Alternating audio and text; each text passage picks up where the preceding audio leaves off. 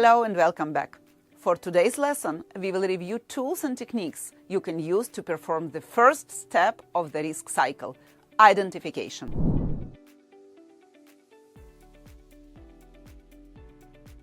By the end of the lesson, you will be able to have a variety of techniques for risk identification, to define the right technique for your specific need, to remind ourselves the risk cycle consists of 4 key elements: identify, assess, mitigate, and monitor. Today, we will deep dive into the identify step. The initial step in the risk management process is to identify the risks that your procurement organization and company are exposed to. It is important to identify both internal and external risks, as both have a significant impact on the company. If you fail to identify a risk, you also miss an opportunity to avoid it, and missed opportunities can lead to significant losses. Let's look at methods and tools for identifying risks, providing more security and better performance to achieve your procurement goals. 1. Brainstorming. Brainstorming is the act of bringing team members together to come up with as many ideas as possible to create something new or to solve the problems. This creative technique explores the team's diversity of experiences and allows members to build on each other's ideas. It's great for identifying risks. With brainstorming, people can share their perspective on risk, providing fresh insights on the same issues. This methodology is simple and requires no specific training. It can be used to identify different types of risks, helping everyone from the teams on the factory floor to top management. For instance, when you have new product development in your company, it's a good practice to brainstorm together with all involved functions like manufacturing, marketing, procurement, finance, etc., to share views on potential risks and identify and highlight to business procurement-related risks. Those can be delivery time, equipment constraints, supplier qualifications, etc. By defining risks and bringing them to the table, you have effective discussion and avoid missing any risk identification at the early stage. 2. SWOT metrics. Generally used for strategy development and procurement, the SWOT, strengths, weaknesses, opportunities, and threats, metrics can be a valuable tool for identifying risks from a new perspective.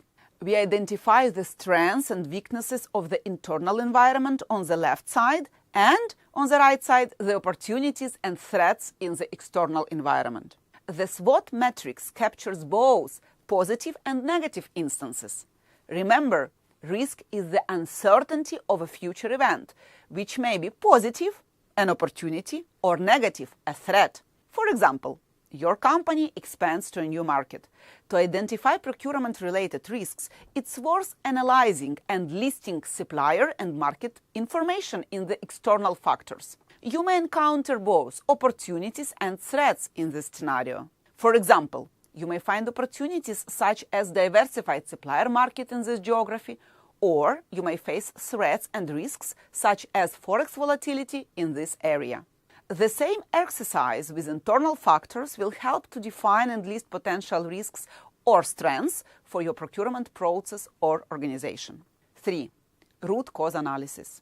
The tool commonly used for root cause analysis can be very useful for risk identification as well. Let me share 2 that I use in risk management and find very useful. Let's start with the cause and effect diagram, Ishikawa or fishbone.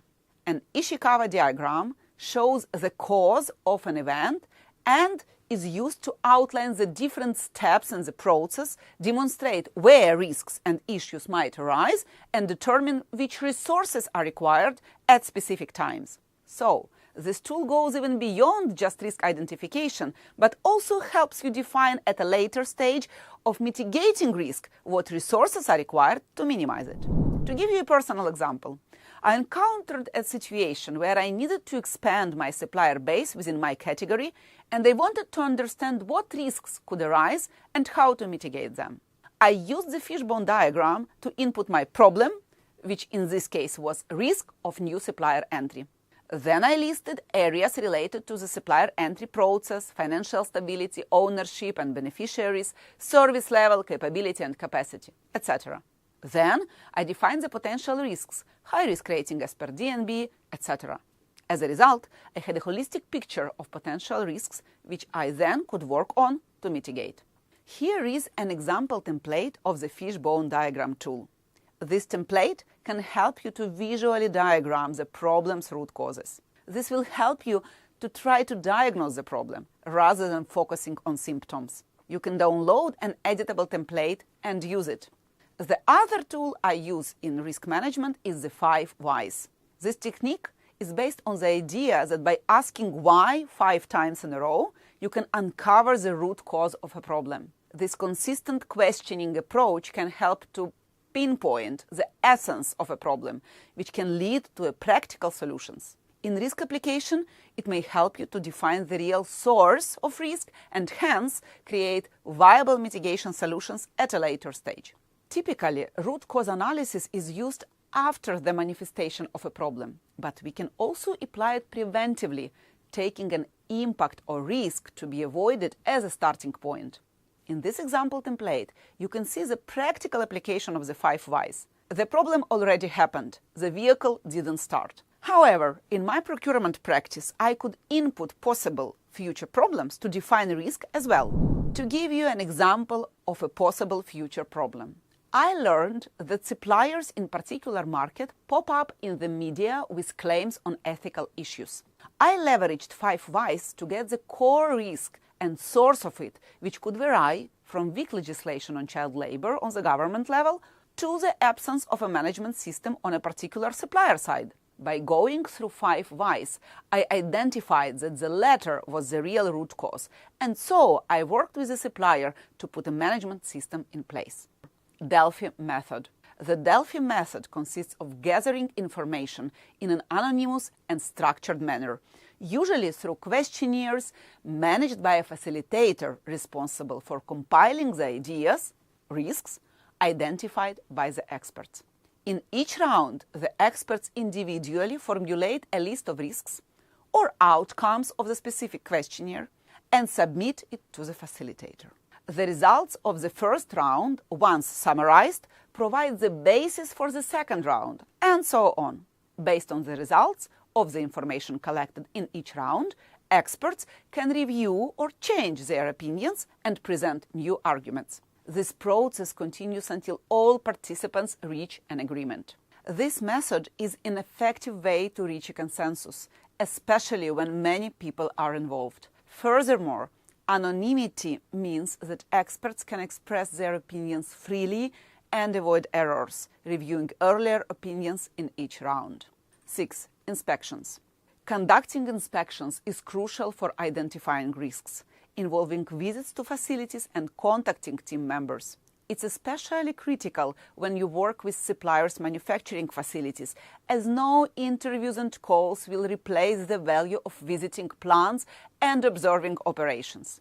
Use predefined checklists which outline essential areas such as processes, equipment, etc., to be examined for identifying and documenting risks. 7. Review requirements and documentation.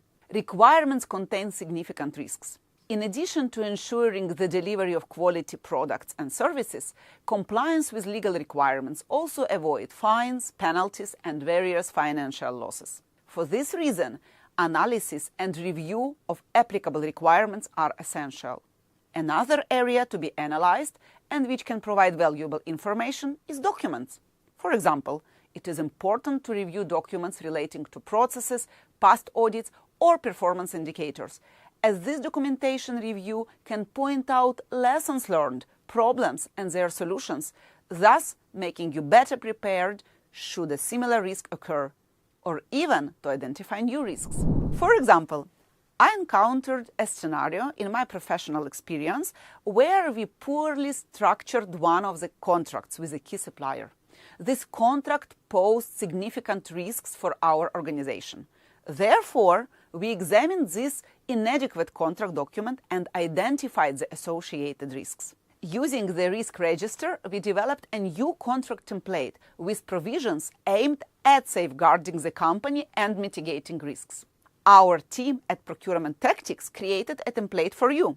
It summarizes all the risk identification techniques we learned in this lesson. It also has a placeholder for you to define which technique is relevant to your category and portfolio. Please feel free to download it and leverage it in your practice.